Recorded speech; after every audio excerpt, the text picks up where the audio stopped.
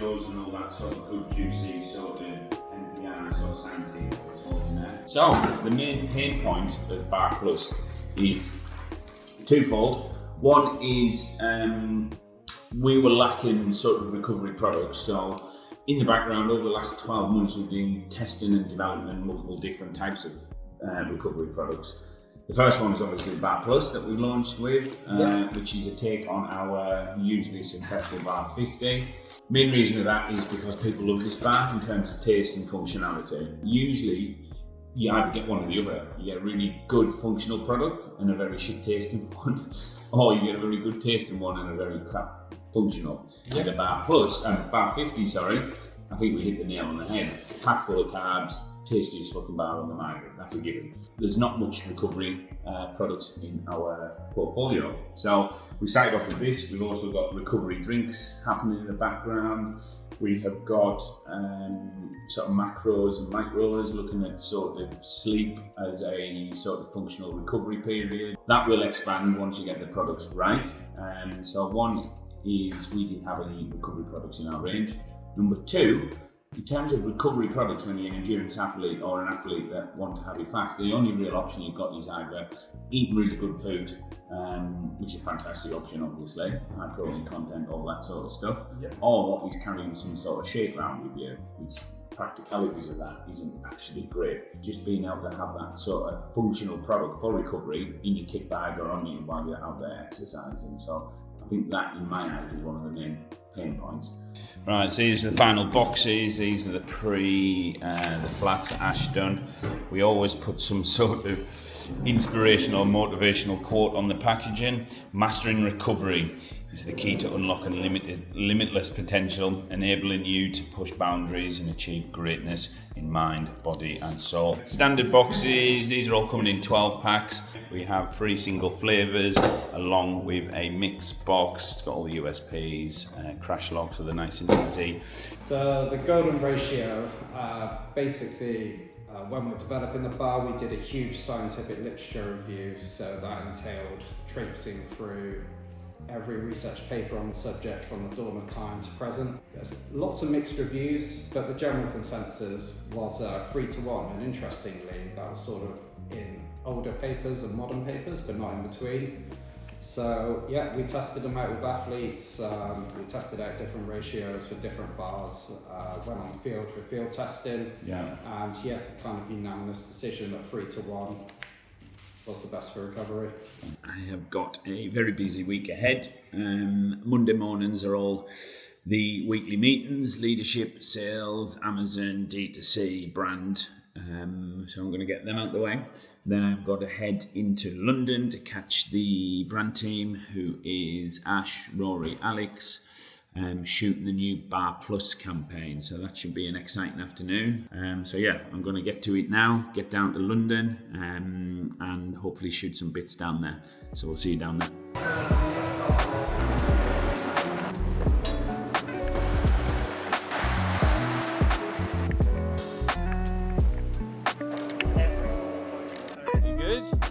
We're just pinging through Dulwich now, past Herne Hill, cutting through London, down to Battersea Millennium Track, which, to be honest, will probably take us 20 minutes to get there. It'll probably take them along the car park in probably about 45.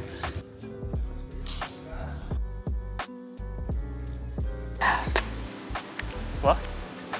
Oh. What? So the guys are in the background getting the last shot of the day.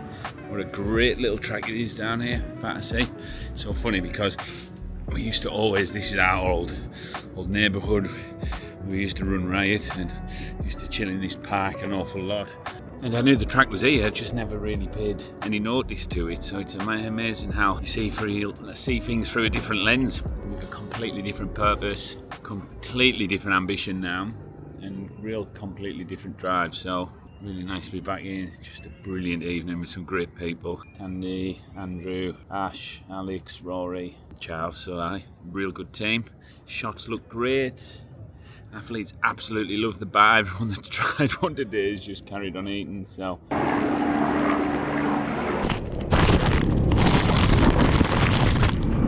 Nice. You're standing over the top of it. Just like this. No, continue. Look, and I was here. You grabbed all the back.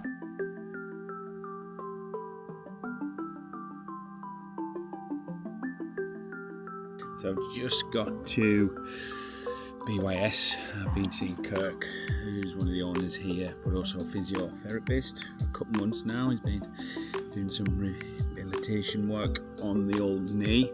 Started rehab on it, or physio on it, about 15 months ago. And then when I moved out to Hurst, I came over here, started seeing Kirk, and we've been doing some great work on it for the last couple of months. So it's really starting to feel much better, a lot stronger, a lot more mobility and movement in it now. It's not just about the strength work and building up the muscles around it, but make sure it's got that movement in it as well. So just got here now. I'm going to go in and do a session with him, see how it's going. Might get the needles in it again, the old acupuncture, see how that's going. But generally it's feeling in a really good place. So I'm going to take you in now, show you a bit of the work that we've been doing. Evening, mate. How are you? How's it going?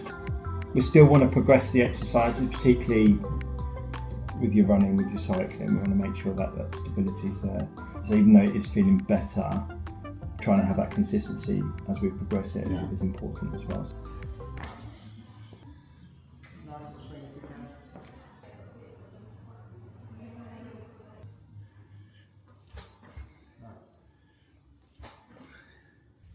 So basically we're creating a trauma by sticking needles into your skin. So it creates an environment for your body to respond to that trauma. So increased blood flow, increased white blood cell production, can help clear inflammation and helps relieve pain as well. So very happy with the progress. As you can see, the knee's still stiff, still lots of work to be done, but generally I can feel improvements as well, which just fucking makes me feel brilliant. So I think if we can continue working on that knee and keep on, 2-3 specific sessions on the knee, doing sort of 6-7 different exercises like we've just seen there, 2-3 times a week, that'll absolutely help. Generally checking with Kirk every 2 weeks and just try and get this knee really moving and the body to sort of stop doing what it's always been doing over the last sort of 5, 6, 7, 8, 9, 10 years, and that's protecting that knee. So I need to reprogram my body, my mind, to allow the knee to just open up and start being used properly. What a beautiful day. I'm gonna hit a fucking track session. Easy. I'm far from a fucking track runner myself, but I guess I'm embracing the process because we've got some marathons to hit next year. Very big year. Lindsay, I'm ready. First one actually, Brighton on the 6th of April. Today's not about that, it's about Project USA and seeing how ready Alex is for Helsinki. So Project USA, for the last 2 years we have been working on the USA. It kicked off last April where we launched in the USA with our partner The Feed, who have done a fucking tremendous job in growing us from zero to what we're doing now, and that's shipping 20-foot, 40-foot containers every 6 to 8 weeks. So it's going well. In just over 12 months, probably about 16 months, we've outgrown any expectations that we had, so it's been fantastic. So stage 2 of Project USA was launching the B2B platform, which happened March this year.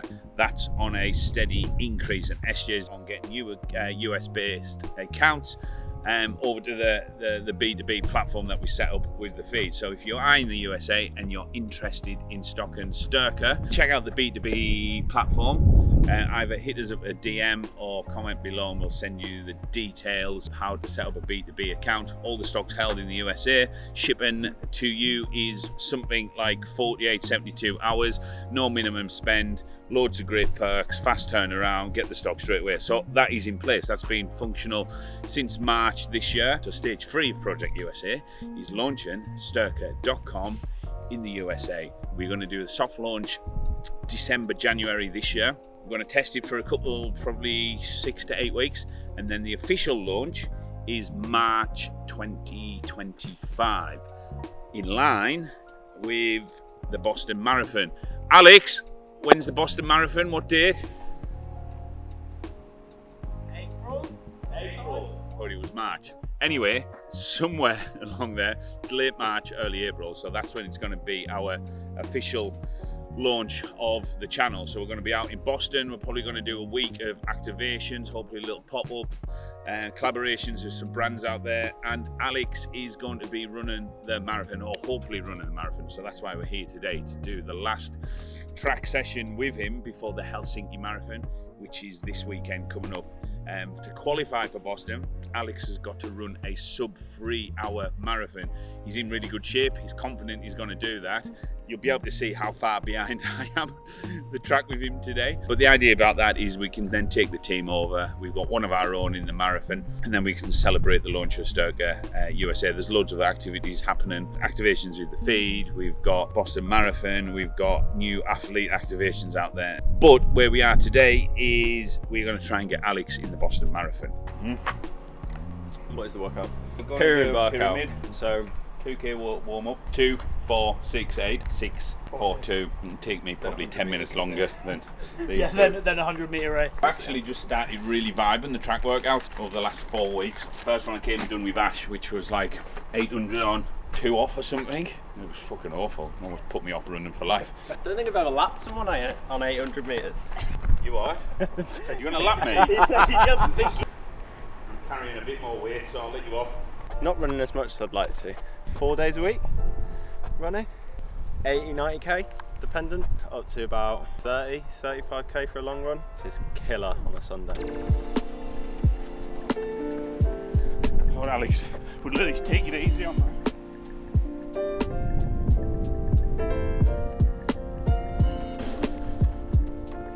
Wasn't much of a warm up, it was 3:47 a kilometre pace.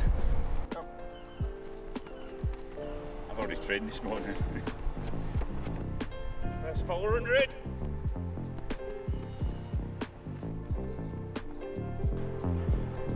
Okay, so 3.5 was actually track workout. 2 warm up, maybe 2 to finish, slow.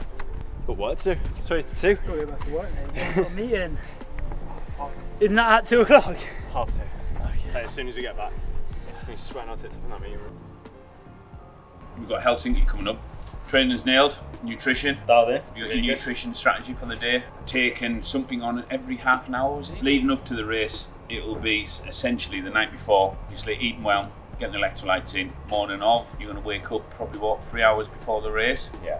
Breakfast, what will you go for breakfast wise? Probably a bagel or 2. Yeah. Banana. Something. Yeah. Electrolytes on the way, probably just maybe a carb mix with the bagels and things. An hour out, probably sup on sort of liquid carbs to make sure that on the start line that you're ready to go. But you mentioned that you might want a little gel on the start line or thereabouts. I might have a gel instead. I'd rather take most of my liquids early on so that I don't need to go so well in the race. Alright, and then every half hour after that, we'll be looking at gel 30s. I think we went with gel 30s. So it'll be gel 30 calf, gel 30 nitrate, gel 30 calf. We're looking at sort of 8 to 9 gels. That'll be 9 to 10 gels for the duration, 3 hours. Total carbs, 300 pretty much. We'll go in topped up, keep that regular. So you're going to be averaging about 100 grams an hour, with probably some electrolytes midway.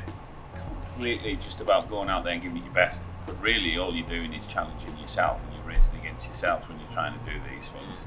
Let's see if we can get to Boston, and if we can't, let's think of a plan B. Yeah? Back in the office, just had some food, but we are now just about to take the team over the refined brand strategy. Something we've been working on for a couple of months now. It is the overall sort of overarching brand strategy, which is about our vision, our mission, our ambition, our values, target market, tone of voice, brand structure, all sorts of great stuff in there. Then we're going to review or take the team over the new marketing strategies, which are both D2C and organic, and then Ash is going to present his brand new style guide. So there's a load of strategy and alignment, mainly because with all these new people coming in, we've never had a refined or just one complete Bible of what the brand actually stands for, what it means to us, our customers, our tone, our style, our language, our vision, all them great stuff. So the team's been asking for some time, so we've managed to pull it together. So it's the first time they've seen the complete document, and so we're going to take them over that, which will probably take about 45 to 60 minutes to go over the document. Then there'll be Q&As at the end, and then following that I'm going to have a fucking sick brainstorming session because everyone should be geared up. So I'm about to go and get this done now. It's pretty much top secret, so you probably won't be able to come in. As you can see, the meeting room's too small, but we're going to kick off the brown track lane. Unfortunately, it's top secret. Oh, Yeah. yeah, good. Good to see you. Keeping well. Nice to meet you. Yeah, good well. Pleasure to meet you. So this is one of the units. This is the actual final production unit. So the way it works, essentially, this is where all the magic happens. So this is what we call the skin side of the S1. So this piece is what interfaces with the skin. This is our sweat capture system. What we do is the sweat naturally has its own capillary force, so it's constantly ejecting sweat. So what we do is we take advantage of that natural phenomenon, and instead of sweat going into the atmosphere, we're capturing it in our sweat capture system. Underneath this, 2 layers deep, is our sensor. So the sensor is measuring how much sodium is in your sweat. Skin temperature sensor, which we use for our other sensing technique, which is our sweat rate. But yeah, those are the 2 main technical bits of the device. So we've done external validations with World Athletics, who actually financed the study. But that's essentially the magic. So anyone who sweats, really, at the end of the day, would benefit from an S1. But where we're really focusing our efforts initially on is the endurance athlete population. So, you know, professional, amateur level, doesn't really matter. What's critical for us is people who are super keen about their sport, because that then relates to you wanting to know more about your performance and how you improve your performance, and also how you improve your recovery. So yeah, over time, really anyone who sweats, but right now we're really focusing it on the endurance population. So this was me doing a threshold session, wearing the S1. What this tells me is, as a function of doing this session, I've lost 1.7 liters of water and half a gram of sodium.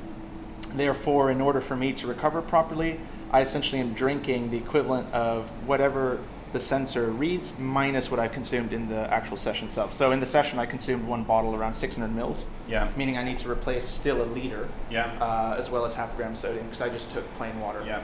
The optimum window is within 90 minutes. I mean, similar to protein, right, which is typically like half an hour to 45 minutes. Hydration has a similar window. But yeah, what we try and do is really dumb down what you actually need to do and make it super actionable. Because you know, all of us athletes are very time strapped. So you just want to be told what to do and get on with it. One thing that we all want to know is just that information, right? Exactly. To almost like you said, with time strapped, but just to make simplify it. What do I need to take? We know we got to take something, you know. And if you can serve that up, is in terms of, you know, we recommend taking this because of how you sweat or what we're reading, then it just simplifies. It's in session, so that one you can put on your bicep. Training wise, I don't drink anything. I go out with water. Or like if it's a longer one, I'll run in Battersea Park so I can stop at the water fountain. Well, it's a very simple concept of sweat test. Basically, we're just going to put Alex on the treadmill, and then he'll run for what you're going to do, 10K. So 10K run, and then in that time, as soon as he starts sweating, the S1 will capture the data, and then post 10K, you'll figure out how much water you should be drinking to recover from the session. How much do you reckon you think you've lost? I actually don't know, because I don't think I sweat that much.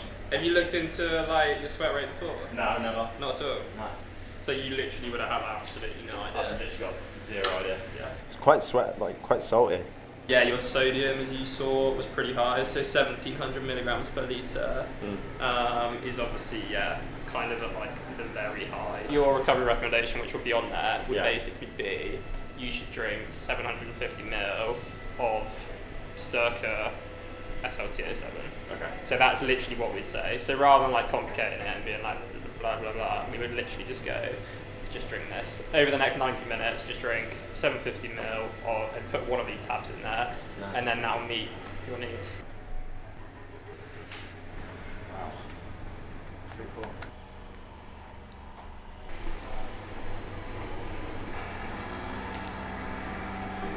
All right. Well, thank you for having us. Yeah. Always a pleasure.